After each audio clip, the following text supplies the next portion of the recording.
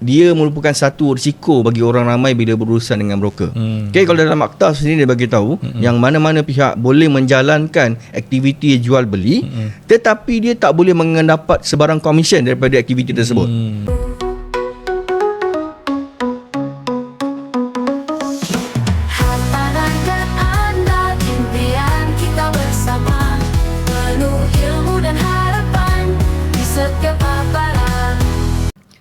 Bismillahirrahmanirrahim. Assalamualaikum warahmatullahi taala wabarakatuh. Alhamdulillahirabbil alamin wassalatu wassalamu ala asyrafil anbiya'i wal mursalin wa ala alihi wa sahbihi wa barik wasallim ajmain.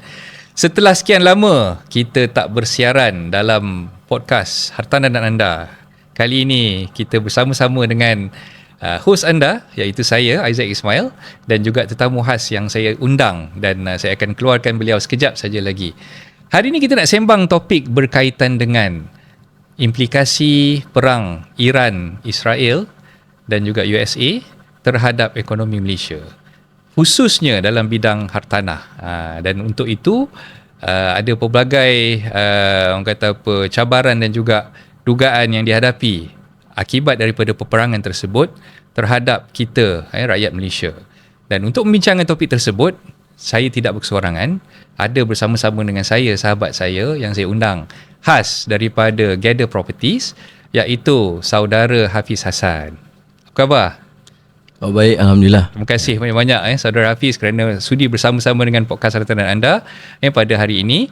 Dan hari ini merupakan kata setelah lebih kurang 3 bulan sebenarnya Hafiz, kita tak bersiaran kata apa di podcast Hartanah dan Anda ni. Dan kita sangat-sangat bertuah lah dapat bersama-sama dengan Hafiz untuk bersembang berkaitan dengan topik yang kita utarakan berkaitan dengan ekonomi Malaysia pasca perang Iran, Israel dan USA, khususnya terhadap hartanah. Dan untuk mengupas dengan lebih lanjut tentang topik tersebut, kita nak bagi orang kata apa sedikit introduction lah. Introduction, berkenal-kenalan dulu dengan tetamu saya pada pagi ini. Okay, so mungkin Hafiz boleh cerita sikit latar belakang daripada mana dan orang kata apa, dah berapa lama berkecimpung dalam bidang hartanah. So boleh perkenalkan diri dulu. Hello, Assalamualaikum. Saya Hafiz Hassan daripada Gather Properties. So saya sebenarnya amat berterima kasih sebab dijemput pada hari ini. Cuma untuk semua saya buat penafian awal bahawa saya sebenarnya bukan seorang pakar untuk bincangkan tajuk ni. Cuma apa yang boleh saya bincangkan pada hari ini adalah tentang pandangan saya berdasarkan kepada pengalaman saya di dalam industri lah. So saya sendiri dah berada dalam industri hartanah lebih kurang dalam 16 tahun masuk tahun ni. Bermula berkecimpung dalam bidang hartanah di sektor perbankan dan kemudian kepada sektor ejen hartanah lah. Di dalam sektor tanah ni kita dah membuat pelbagai jenis transaksi, sama ada transaksi dari sudut pasaran sekunder dan juga pasaran primer lah. Pasaran primer ni merujuk kepada rumah daripada pemaju. Okay. So hari ini kita nak berbincangkan sedikit berkenaan dengan tajuk yang berlaku pada hari ini tentang impact bagaimana kesan peperangan Iran tu memberi kesan kepada sektor hartanah di Malaysia lah. So saya cuba untuk memberi 1-2 pandangan dari sudut pemerhatian dan juga pengalaman saya kepada perbincangan pada hari ini, insyaAllah. Okey, terima kasih Hafiz atas brief introduction lah. Macam yang kita dah maklumkan awal-awal tadi, sebenarnya perbincangan kita ni menjurus kepada sektor hartanah. Kita tak nak cerita lah impact perang Iran, Israel, US ni terhadap sektor-sektor lain lah. Dan kita tahu sebenarnya rata-rata rakyat Malaysia sekarang ni terkesan ramai di kalangan rakyat Malaysia mengeluh, terutamanya bila harga bahan api naik, petrol naik. Yang paling dahsyat sekali diesel lah sekarang diesel, ni kan. Siapa yang pakai 4x4, yang pakai Hilux ke, yang pakai Triton ke, semua ni memang terasa. So kalau dulu mungkin isi penuh tak sampai pun RM200, tapi sekarang ni isi penuh saya dengar sampai 400 lebih, 500 untuk full tank punya diesel tu kan. Jadi bila kita tengok harga minyak di pasaran global tu naik, jadi kerajaan sekarang ni nampak nampak gaya macam terpaksa lah kan nak menaikkan harga minyak tersebut. Dan ada juga langkah-langkah yang dibuat oleh kerajaan dengan memberi subsidi melalui budi madani. Tapi budi madani seperti mana yang kita tahu, dia lebih untuk petrol. So untuk diesel ni dia ada fleet card. Fleet card ni tak semua orang dapat. Betul. Yang mana mungkin ada bisnes dalam bidang transportation, macam yang bawa bas sekolah, yang bawa lori, tanker ataupun apa-apa dari logistik punya ni, barulah dia orang boleh dapat fleet card tu. Tapi macam kawan-kawan kita yang memang tak ada kereta lain, dia ada diesel saja, dia tak dapat pun benefit. Betul. So sekarang ni kalau ikutkan 1 April dah naik harga minyak tu RM6.2 RM6.2 kan. Jadi itulah ramai kawan-kawan yang mengeluh lah, yang bercerita tentang benda tu.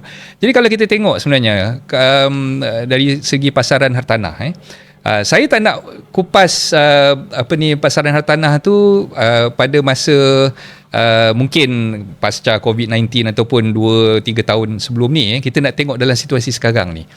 So kalau kita tengok dalam pasaran hartanah sekarang ni, selepas daripada berlakunya konflik di Timur Tengah tu, apa yang Hafiz nampak terutamanya di kalangan kawan-kawan rent kita ni, adakah mereka ni terganggu? Ataupun mungkin dari segi nak buat marketing tu mereka rasa macam nak iklankan rumah ni macam susah, tak ada orang yang berminat nak membeli dan sebagainya. Jadi secara dasarnya lah apa yang Saudara Hafiz boleh nampak di situ? Pada pandangan saya yang saya lihat tipu kalau kita kata yang kenaikan harga minyak ni tak menjejaskan industri hartanah secara keseluruhan. Sebenarnya bila kenaikan harga minyak ni dia mengubah cara hidup orang juga. Orang lebih suka berjimat. Orang akan suka untuk mengelakkan perjalanan jauh sebab melibatkan kos kan. Okay. Jadi secara tak langsung dia memberi kesan juga kepada industri hartanah. Cuma hartanah ni dia lebih kepada atau kita boleh kata hartanah sebenarnya dia ada beberapa jenis hartanah yang kita boleh lihat. Okay. Kalau kita kata hartanah yang jenis mewah, untuk orang segmen yang macam mana yang kita rujuk. Kalau kata 500,000 ke 1 juta tu dia dipanggil mewah, untuk orang yang kemampuan pada harga tu, itu adalah segmen yang dia perlukan. Kalau orang kebanyakan, majoriti daripada kita mungkin 500,000 dan cerita M40 lah, M40, B40 punya harga kan. Sebenarnya itu bukan jatuh kepada mewah lagi, tapi jatuh kepada keperluan.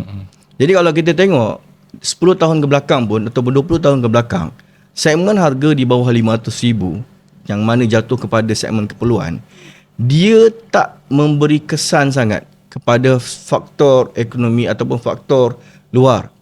Sebab kalau kita tengok daripada report-report yang ada, sebenarnya di Malaysia ni ekonomi kita ni lebih tertumpu kepada demand lokal. Maksudnya sektor keperluan lokal ni dah cukup untuk menampung kepada keperluan ekonomi kita. Jadi kalau kita tengok rumah yang dalam sektor ataupun bahagian keperluan ni, walau bagaimana ekonomi bergerak pun, orang tetap akan beli. Sebab orang kalau kata dia tak beli rumah, dia akan menyewa rumah. It's either tu. Tak pernah lagi kalau kata ekonomi teruk, orang tak akan beli rumah, orang tak akan menyewa rumah, orang duduk tepi jalan kan? Tidak. Jadi sebenarnya dia bukan tentang ekonomi berubah, tapi tentang bagaimana behavior masyarakat ni yang berubah. Dia adapt dengan faktor ekonomi. Itulah sebenarnya saya nampak. Jadi kalau kata macam ejen pun, bila dia nampak ada perubahan dari sudut demand dan supply dalam market dan faktor ekonomi, dia cuba adjust bagaimana nak memenuhi keperluan yang diperlukan tadi tu. Jadi cantik jawapan daripada Hafiz tadi tu. Saya nampak dalam situasi sekarang, even dalam apa-apa situasi sekalipun lah, perunding hartanah ataupun ejen hartanah ni dia kena nampak bagaimana dia nak maneuver lah. Dia nak suitkan diri dia dalam keadaan semasa. Kalau dulu pasca COVID-19 kita nampak tiba-tiba bila ekonomi buka, pasaran tanah memang rancak. Kan, kalau dulu time PKP tak boleh pergi ke mana-mana, duduk kat rumah, mungkin orang nak beli rumah pun, nak pergi viewing, nak pergi set appointment dan sebagainya ni pun tak boleh. Jadi selepas pasca COVID-19 tu 2021-2022 tu memang kita nampak sangat-sangat orang kata demand tu tinggi. Dan kita menjangkakan dalam keadaan pasaran yang agak slow sekarang ni, jadi mereka sepatutnya kena tengok market mana yang sepatutnya mereka fokuskan lah dan macam yang kita nampak lah dalam keadaan sekarang ni, first home buyers tu ini terdiri daripada kalangan orang yang mungkin baru bekerja, yang baru berkahwin, yang tengah mencari rumah yang mungkin untuk memulakan kehidupan. Jadi itu sebenarnya yang kita perlu fokuskan. Dan saya tertarik juga pada apa yang Saudara Hafiz beritahu tadi berkaitan dengan pasaran sewaan ataupun rental punya market ni.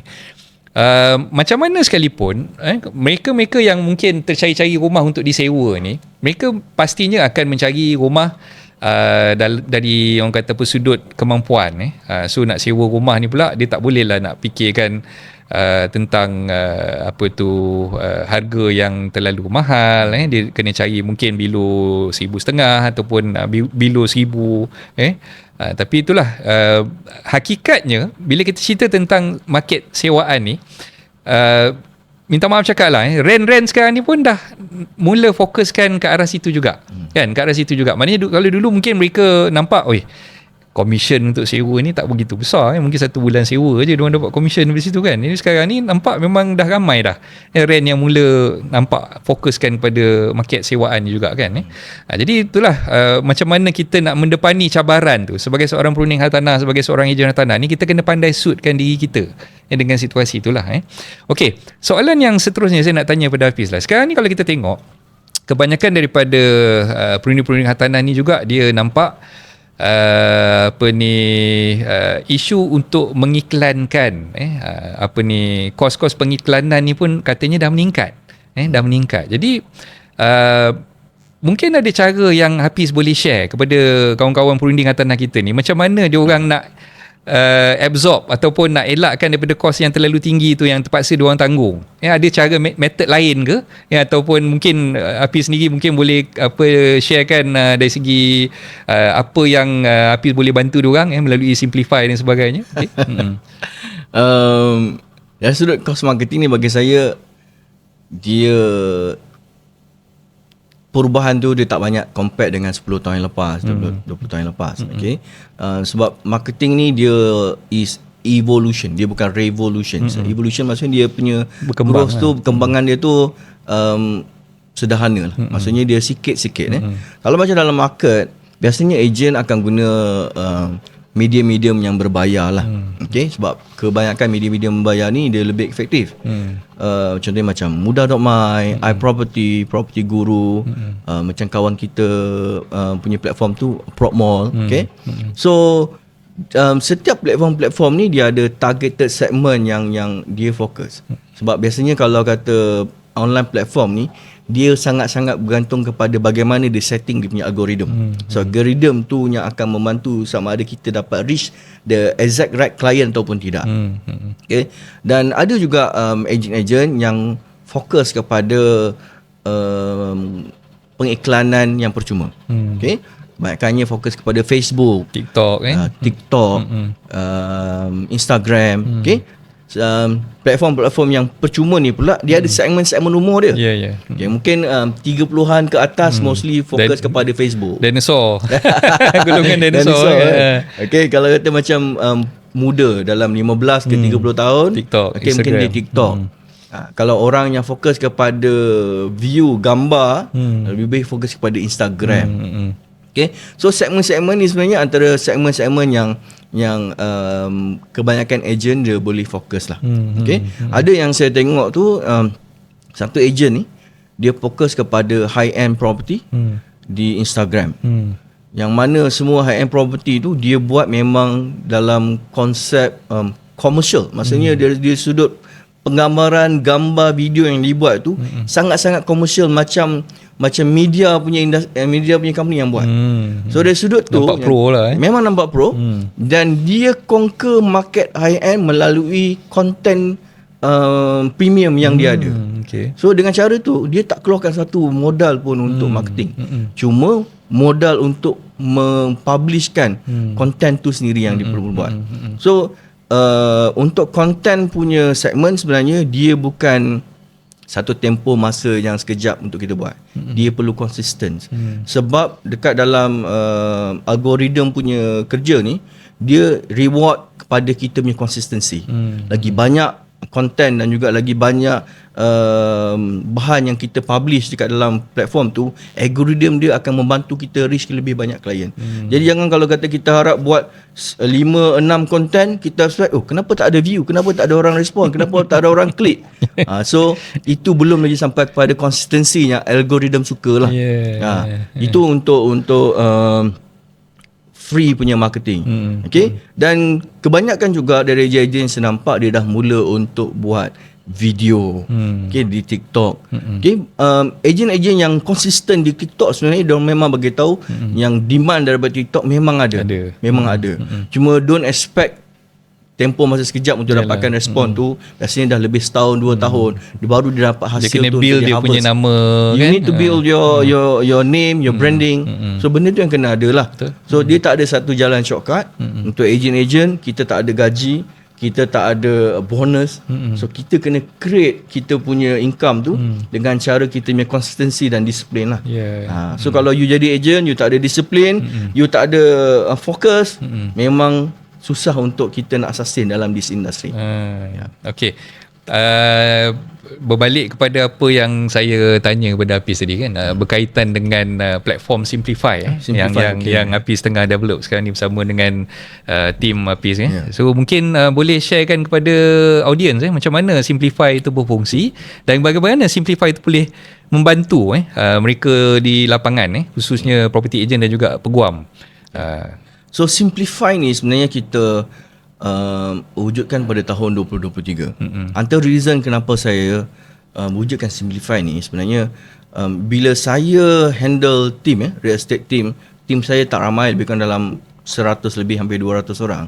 So waktu tu kita untuk handle team biasanya kita perlukan invest kita punya masa dan duit. Kita nak rekrut ramai ejen baru, kita nak ajar, kita nak train dan kita nak lepaskan dia dalam market untuk dia start dapatkan dia punya business kan. So bila satu masa tu saya nampak satu-satu ejen baru saya yang masuk hilang. Lepas close dan dia hilang. Lepas close hilang. Saya cakap, kenapa macam ni? Dia macam dia lagi pergi agensi lain ke macam mana tu? Pelbagai faktor lah. Okay, tapi mostly yang saya call dan saya tanya, cakap dia tak tahan dan dia tak mampu nak tahan pressure daripada clients lah. Owner call, bila saya punya duit nak dapat? Buyer call, bila kunci saya nak dapat? Okay. So pressure daripada dua pihak ni untuk orang baru sangat immersible lah. Maksudnya dia tak sangat berat lah bagi dia sebenarnya untuk orang baru. Dia tak boleh terima lah. Dulu kata masuk industri ni boleh dapat duit banyak, happy lah kan. Sebenarnya hakikatnya yang itu dia nampak lah. Hakikatnya tak macam tu lah. So saya nampak sebenarnya bukan salah ejen juga, bukan salah buyer juga, bukan salah juga. Okay, saya tanya kenapa. Dia kata lawyer tak update. And then saya cakap, takkan lawyer semua tu lawyer tak update kan. Saya call lah lawyer-lawyer yang ada, lawyer yang terlibat. Saya, Kak, kenapa file ni masalah, apa isu dia? Dia kata, sorry lah dik. Dia kata, Encik Hafiz, sorry. Dia kata, file-file yang ada banyak backlog sebab staff banyak resign.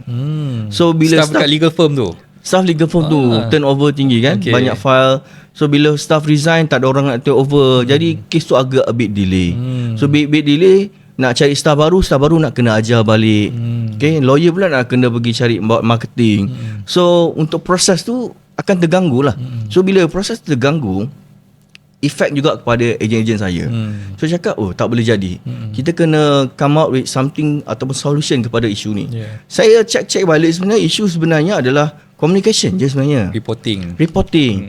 Klien kalau dia dapat update, dia dapat progress update, dia okey dah. Dia happy dah. Dia tak perlu nak call agent, tak perlu nak call banker.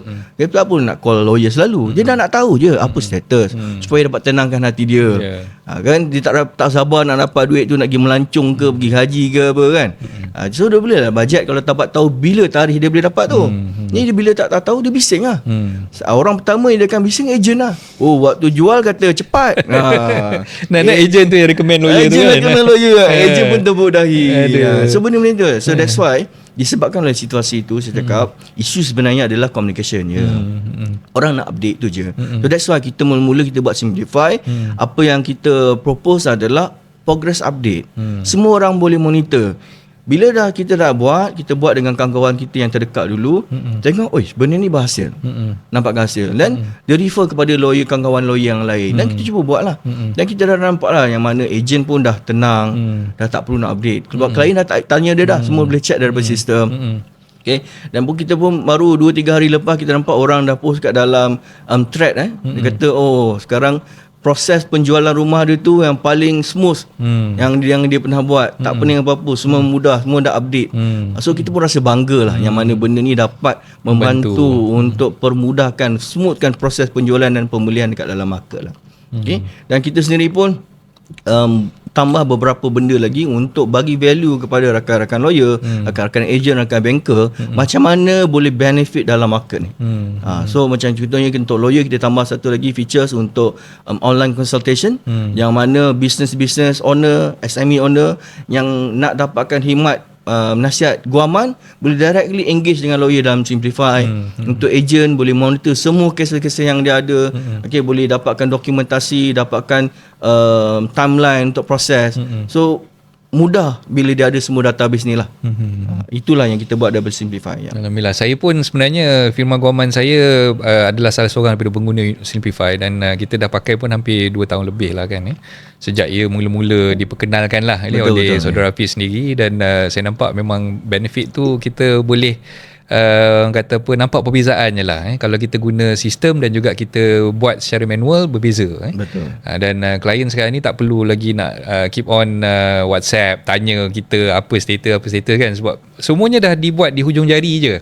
Kita dah boleh email kan, dan bila once kita update, mereka menerima maklumat-maklumat tersebut instantly, dan terus faham lah apa benda yang berlaku, file-file yang berlaku tu lah. Tapi itulah, kalau kita nak cerita tentang benda ni, mungkin tak cukup masa lah kan. 1 jam yang kita peruntukkan untuk podcast ni pun memang takkan habis lah kalau kita cerita pasal Simplify. Jadi kalau tuan-tuan perempuan berminat, anda sebagai property agent ataupun anda sebagai peguam yang berminat nak tahu lanjut berkaitan dengan Simplify, mungkin boleh hubungi saudara Hafiz dan juga tim dia selepas daripada rancangan podcast ini. Nanti saya akan sharekan lah link yang berkaitan dengan Simplify itu di podcast video ni nanti, insyaAllah. Okay. Jadi sebelum kita nak bergerak dengan lebih laju, sebab kita sebenarnya topik yang kita nak bincangkan ni tentang pasaran tanah, apa yang kita nak fahamkan tentang konflik yang berlaku, bagaimana kita nak mendepani masalah cabaran dari segi ekonomi, dari segi hartanah dan sebagainya. Jadi sebelum kita pergi ke menjurus pada topik yang kita nak bincangkan tu, kita berehat sekejap, kita jumpa lagi selepas ini.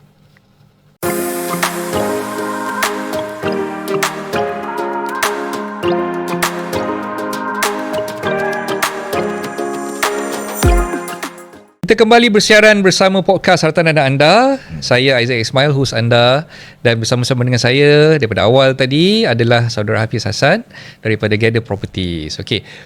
Sebelum kita nak bincangkan topik berkaitan dengan keadaan pasaran hartanah semasa pasca perang Iran, Israel dan USA ni, kita nak tanya jugalah saudara Hafiz berkaitan dengan perbezaan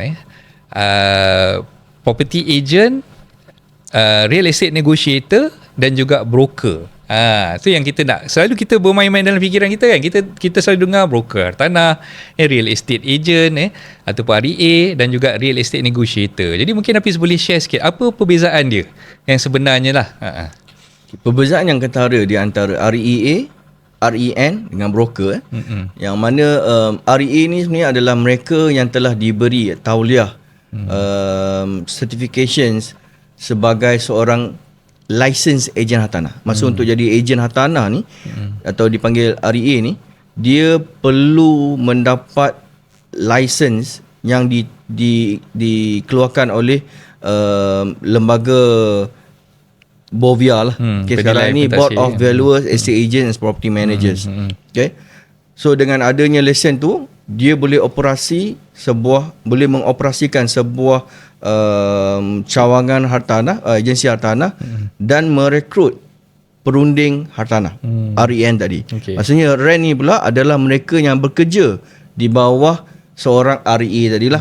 Seorang REA ni dia boleh rekrut ataupun dia boleh menggajikan ataupun melantik lebih kurang 50 orang negotiator REN untuk bekerja bersama mereka lah. Berbanding dengan broker ni adalah mereka yang bergerak secara sendiri.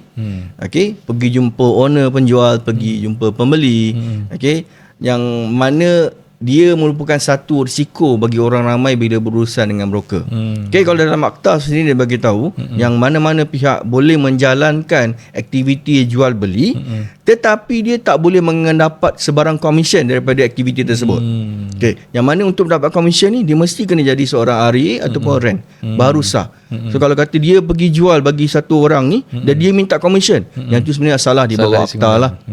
Okay, so broker ni dia bergerak secara sendiri dan kita pun tak tahu sama ada dia bergerak tu ataupun kita berurusan dengan dia tu dengan cara yang transparent ataupun tidak. Itu kita tak tahu. Dan apa-apa jadi pada transaksi tu, tak ada siapa-siapa yang boleh backup kita pula. Okay, bayar kepada akaun personal salah. Okay, mengambil deposit pun salah. So mana-mana orang kawan-kawan yang jadi broker, okay, kalau boleh jangan berani-berani untuk charge commission dan juga jangan berani-berani untuk ambil deposit ke akaun sendiri. So benda tu adalah salah dan kalau boleh ubah jadi seorang negotiator lah kalau paling tidak pun. Jadi itulah maknanya bila cerita tentang REA, REN dan broker ni, ini bertitik tolak daripada apa yang saya sendiri alami sebagai seorang peguam. Kalau tengok sekarang ni kebanyakan daripada kawan-kawan yang memperkenalkan diri sebagai ejen, kalau misal kata dia tidak ada lesen, dia tidak ada tauliah yang diberikan di bawah kata apa akta penilaian pentaksir jangatan dan pengurus harta tadi tu, dan dalam masa yang sama dia tidak kata apa menjalankan amalan secara sah di bawah lesen yang sepatutnya dia dapat dulu, dia dikategorikan sebagai broker lah. Itu senang ceritanya lah. Dan kawan-kawan siapa-siapa yang nak beli rumah sekarang ni ataupun nak jual rumah, anda perlu pastikan bila anda berurusan dengan seorang yang dikatakan sebagai ejen ataupun rent ni tadi, mestilah dia ada satu tag. Ada kad dia, rent tag ataupun REA punya tag tadi tu lah. Ada tahun semasa lah. Ya. Dan benda tu mestilah valid. Kita boleh tengok lesen dia tu ataupun tag dia tu masih lagi valid ataupun dah expired.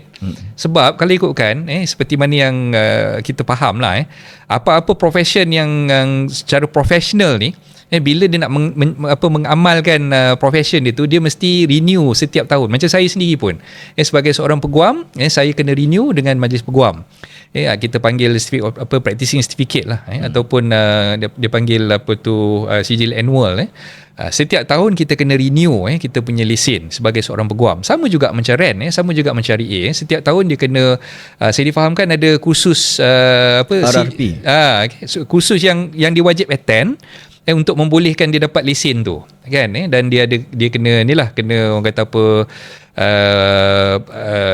bernaung dengan agensi yang berdaftar, dan agensi itu pun mesti continue dia punya lesen untuk praktis tu setiap tahun. Dan macam broker-broker ni tak ada, dia tak ada pun attend kursus ke, dia tak ada bernaung kat mana-mana agensi ke, dia jalan solo dia je kan, seorang-seorang dia.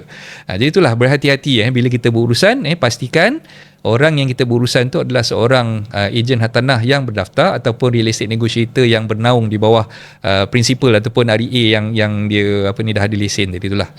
Okey, jadi paling penting sekali sebenarnya, paling penting sekali kalau orang-orang ramai yang berurusan dengan ejen ke dengan broker ke apa ke, kalau boleh pastikan bayar kepada akaun agensi. Okay, dan jangan sesekali bayar transfer duit tu kepada akaun personal individu. Jadi kalau apa-apa jadi lepas ni akan susah kepada kita balik lah nak track balik duit tu. Dan agensi ni tuan-tuan pun kena faham nama agensi itu mesti Sdn Bhd. Dia bukannya enterprise ataupun nama individu lah. Dia mesti nama Sdn Bhd. Syarikat tu mesti Sdn Bhd. Dan bila kita depositkan, kita tengok dulu nombor akaun tu belongs to siapa lah. Kalau misal kata nama syarikat Sdn Bhd, then should be okay lah kan. Tapi itulah macam Hafiz beritahu tadi, apa-apa pun kita kena buat due diligence, kena selidik dulu betul-betul lah sebelum kita buat apa-apa transaksi bayaran dan sebagainya.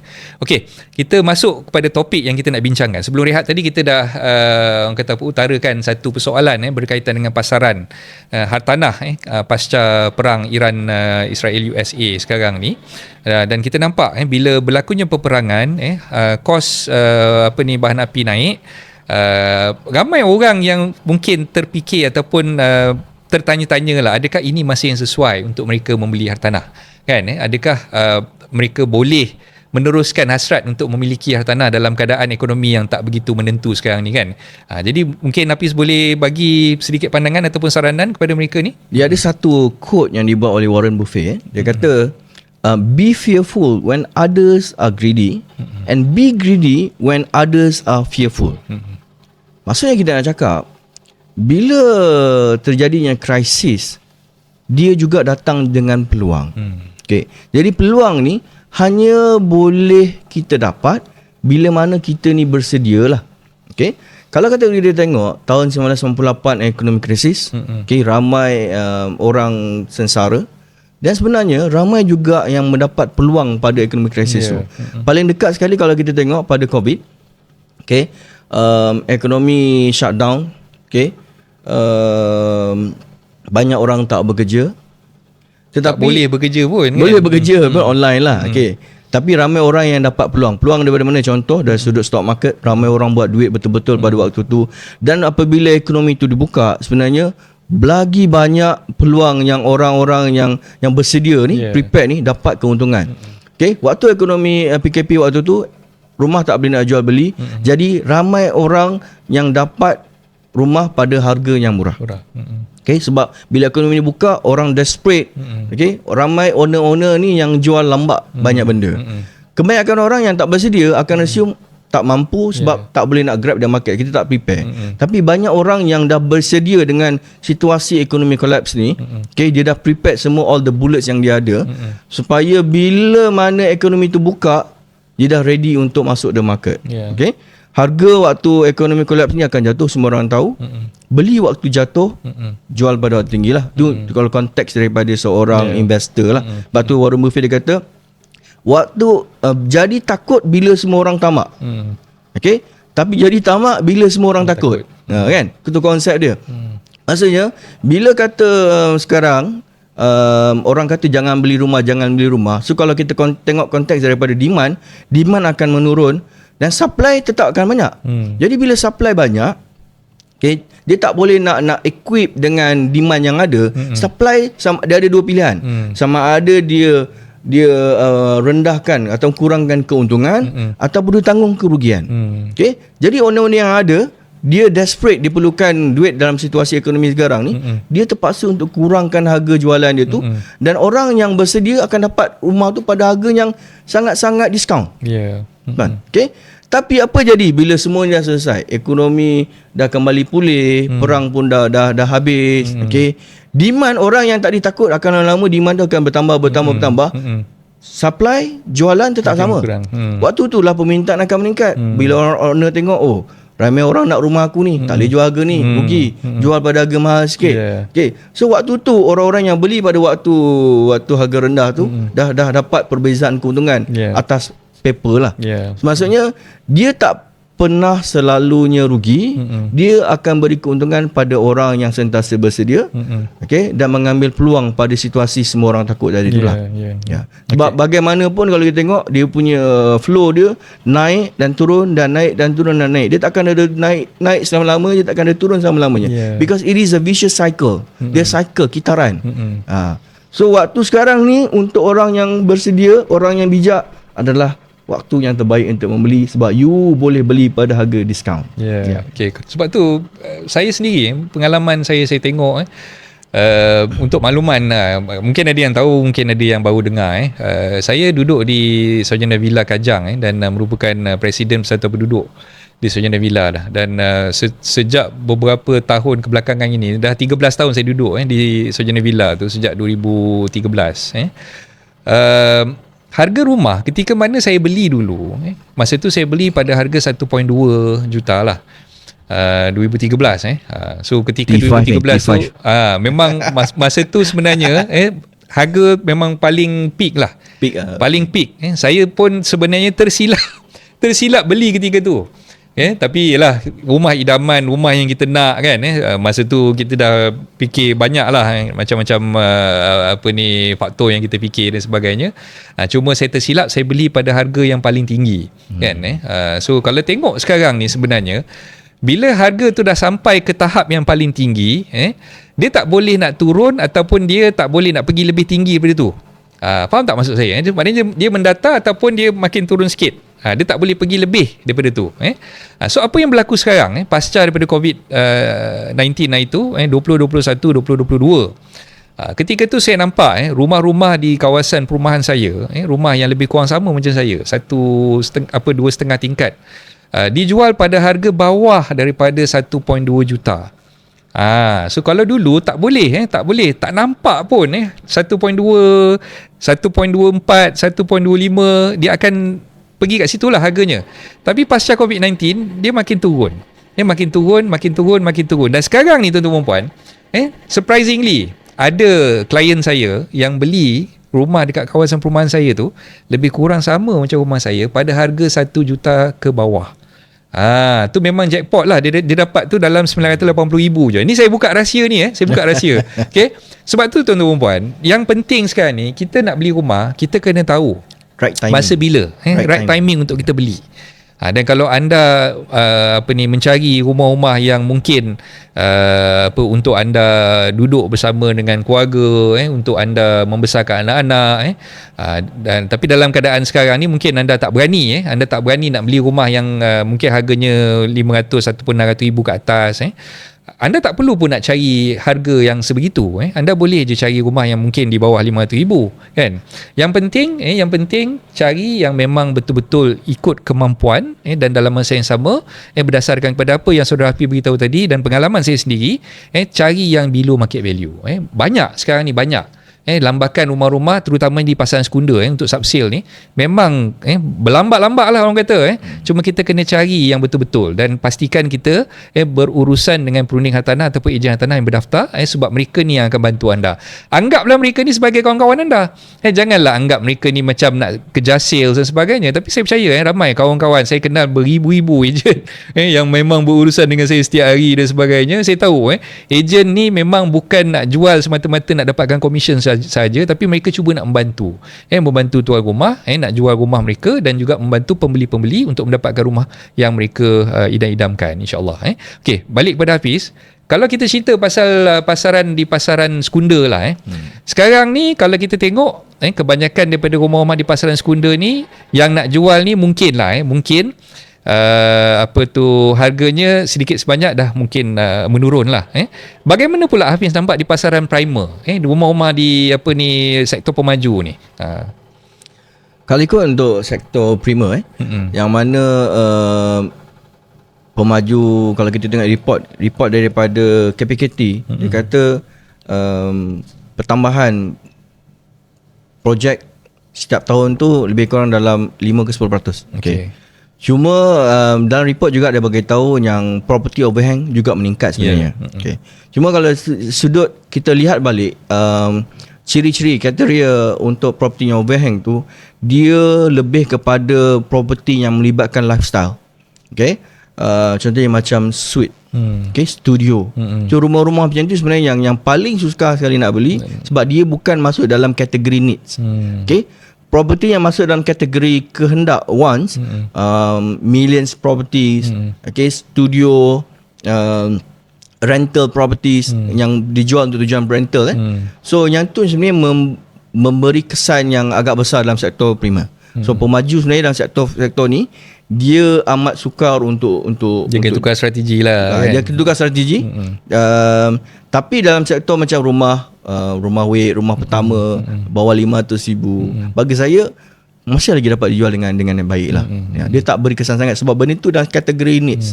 Itu kena tahu tadi dalam kita buat marketing, kita punya produk ni needs ataupun wants. Kalau needs, strategi dia mungkin berbeza dengan produk one saat dia tu, sebab dia kena bayar lebih, harga premium, sebab tu lifestyle punya produk kan. Walaupun dia dalam kediaman, tapi dia berbeza kategori lah.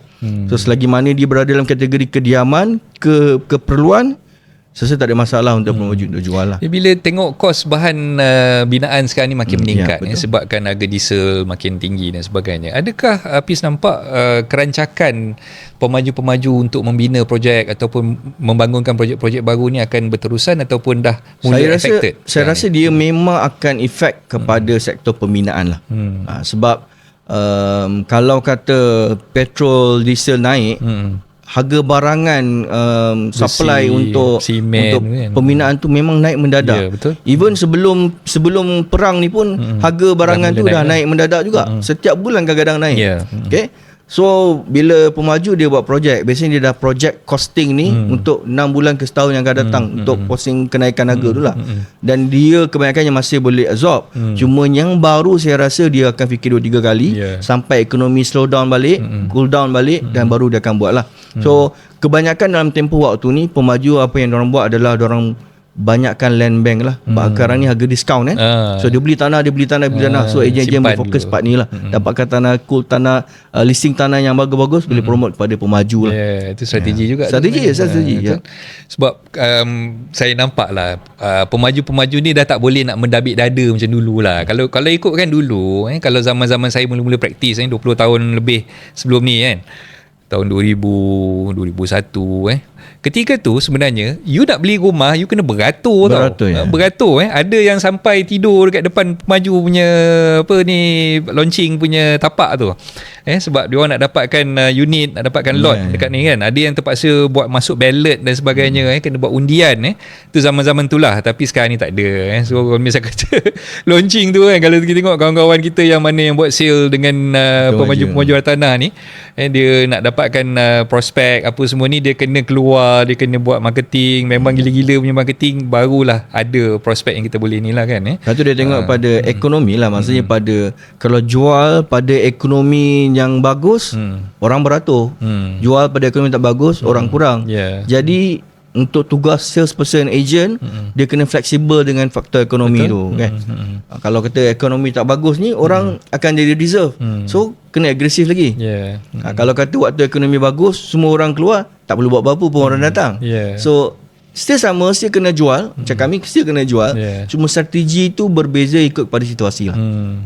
Itulah macam dalam situasi sekarang ni, yang mustahaknya kita tahu kita nak position kat mana kan. Kita nak position kat mana, dan sebagai pembeli kita kena tahu kemampuan kita dulu. Itu yang saya selalu tekankan, tahu kemampuan kita, dan kita dah kira dah dia punya risk, dia punya orang kata apa yang kita perlu dahulukan, kos-kos awalan, dari segi kos untuk membayar deposit, kos untuk bayar legal fee, ada stamp duty dan sebagainya. Benda-benda perkara macam ni lah yang basic knowledge ni yang kita kena ada.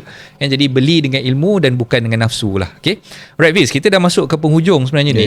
Jadi dalam ruang lingkup lebih kurang 5 minit ni lah. So mungkin Hafiz boleh bagi kesimpulan sikit daripada apa yang kita dah bincangkan.